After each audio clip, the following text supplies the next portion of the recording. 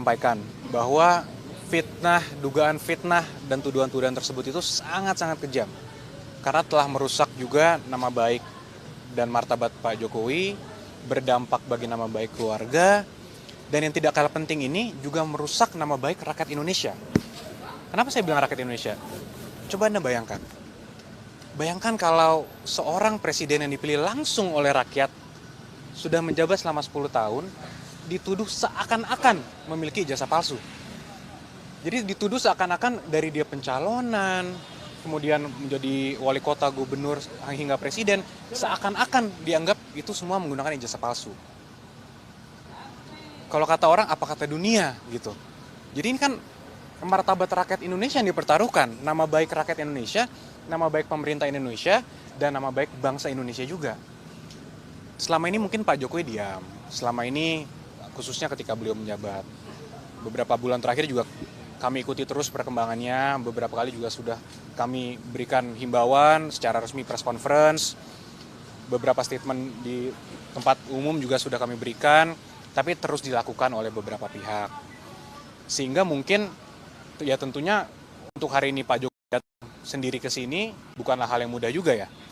Tentunya sudah melewati pertimbangan yang sangat panjang dan sangat berat, tapi kami melihat dan Pak Jokowi juga melihat bahwa ini harus dilakukan agar semuanya terang benderang, agar kebenaran dapat terlihat, dan agar nama baik Pak Jokowi dan nama baik rakyat Indonesia dapat dipulihkan dan dijaga juga, sehingga hal ini tidak terjadi lagi nih. Pasalnya apa, Mas? Mas? Jadi pasal yang kita duga dilakukan itu ada 310, 311 KUHP, ada juga beberapa pasal di Undang-Undang ITE, antara lain 27A, dan juga pasal 32 dan pasal 35 Undang-Undang ITE. Itu semua sudah disampaikan. Jadi terlapornya itu semua nanti dalam lidik.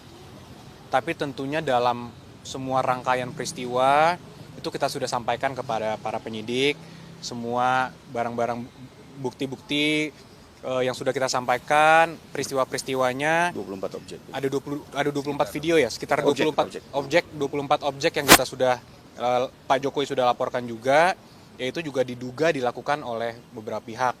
Ya mungkin inisialnya kalau boleh saya sampaikan ada RS, kemudian ES, ada juga T, inisial T, ada inisial K juga. Nah, tapi kami tentunya sudah menyerahkan ini kepada para penyidik, dan penyelidik mungkin masih sekarang tahapannya, sehingga kami hormati dan kami akan menyerahkannya kepada pihak polisian yang untuk menjelaskan lebih lanjut mengenai pokok perkaranya. Iya, jadi tadi Pak Jokowi sudah memperlihatkan secara clear ijazah SD, SMP, SMA, hingga ijazah kuliahnya UGM. Semua sudah diperlihatkan kepada para penyelidik.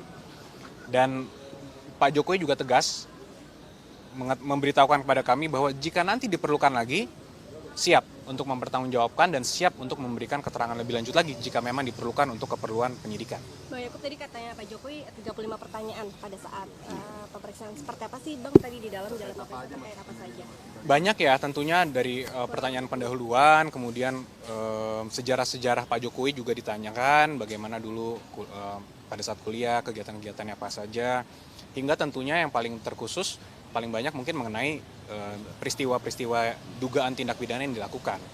Nah itu mungkin nanti kembali lagi karena itu sudah masuk ke pokok perkara, kami menghormati proses penyidikan sehingga kami menyerahkan kepada pihak penyidik nanti yang menjelaskan pada saat waktunya yang tepat lah. Mas itu menurut mereka kan katanya pembuktian menurut terlapor pembuktian ijazah palsunya Pak Jokowi itu berdasarkan prosedur metode ilmiah, tanggapan dari kuasa hukum gimana? Itu lagi semua kan agar penyidik nanti yang menilai.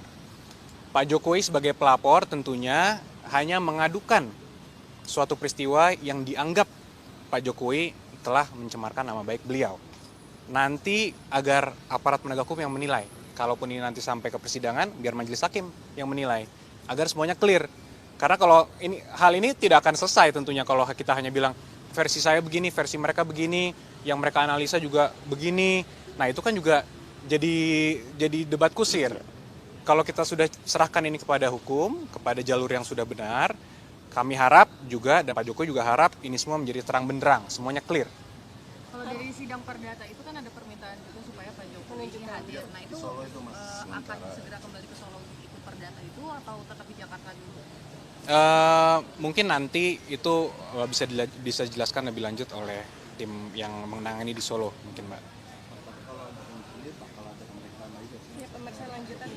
Nah, untuk itu mungkin bisa langsung ditanyakan kepada para penyidik. Karena itu Sampaikan ya, Pak. belum disampaikan. Karena semua ini kita tentunya menghormati dan mengikuti setiap tahapan. Apapun nanti ketika dibutuhkan kapan, harus mungkin Pak Jokowi memberikan keterangan tambahan, ya beliau menyatakan siap. Karena itu merupakan konsekuensi hukum dan konsekuensi logis juga kan dari tindakan ini. Jadi kembali lagi saya sampaikan bahwa Pak Jokowi hadir hari ini bukanlah tindakan yang mudah. Melewati pertimbangan yang cukup matang, namun ini diperlukan untuk memperbaiki nama baik rakyat Indonesia. Coba saya tanya, Mas mau nggak kalau dibilang dilihat oleh rakyat masyarakat dunia bahwa punya presiden 10 tahun ijazahnya palsu? Kan tentu tidak. Saya aja nggak rela, apalagi Mas, gitu kan?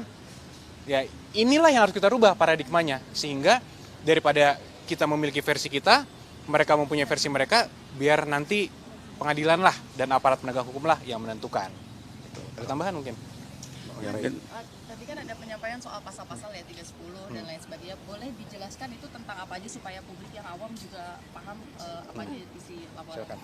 Oke, mungkin ditambahkan pasal 311 itu adalah tindak pidana fitnah dan atau pencemaran nama baik. Sedangkan di pasal 35, 32 dan 27A itu sama juga pencemaran nama baik, tapi yang dilakukan dengan rekayasa teknologi. Baik mengurang, menambah, melakukan rekayasa terhadap teknologi, dan itu kita jadikan jungto. Demikian. Berarti pencemaran nama baik ya Bang?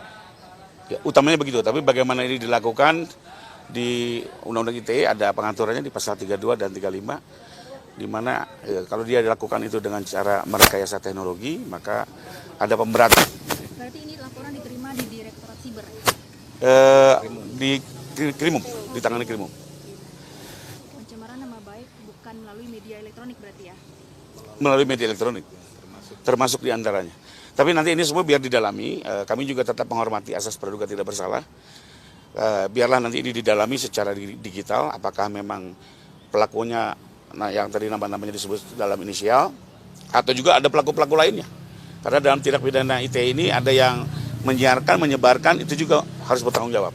Jadi biarkan dulu ini dikembangkan oleh penyidik agar penyidikan ini berjalan dengan objektif, dan dengan ini juga kami mohon dukungan rekan-rekan media.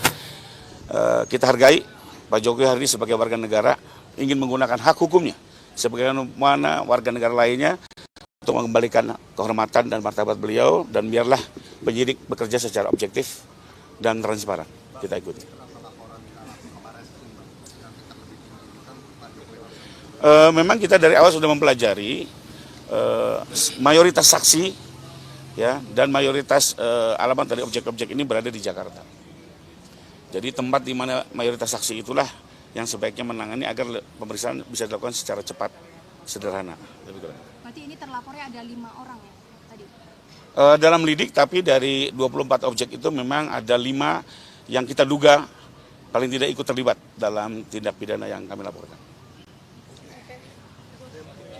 Pak, sebelumnya kan ada juga laporan, laporan yang dilakukan per Adi. Apakah itu koordinasi dengan kuasa hukum Pak Jokowi? Oh tidak, kita tidak ada hubungannya dengan yang dilakukan oleh pihak-pihak di luar. Kami hanya menggunakan upaya hukum hari ini di Polda Metro. Bapak boleh izin memperlihatkan LP-nya yang diterima? Tadi dibawa oleh Bapak. Tapi mungkin nanti penyidik bisa menjelaskan. Ya? Mungkin ke penyidik aja. Tadi LP-nya ke bawah Bapak. Ke SPKT. Pak, boleh sekali diulang lagi Pak soal yang inisial tadi 5? Ya Pak, boleh dipertegas lagi Pak. Ada RS, ES, RS lagi, ada T, ada K. Ada mantan menteri berarti Pak? Ada mantan. Mari kita ikuti proses hukumnya. Ya. Berarti 5 ya Pak ya? Tentunya kan nanti kalau alat buktinya cukup akan dipanggil oleh Polda, akan ditentukan statusnya dari situ mungkin. Jadi biarlah kita bersabar, hormati proses hukum berjalan objektif, berimbang, dan kita sama-sama mengawal ini secara transparan. Cukup ya? Cukup ya. Terima kasih. Terima kasih loh. Terima kasih semua. Jadi mantan menteri. Ya.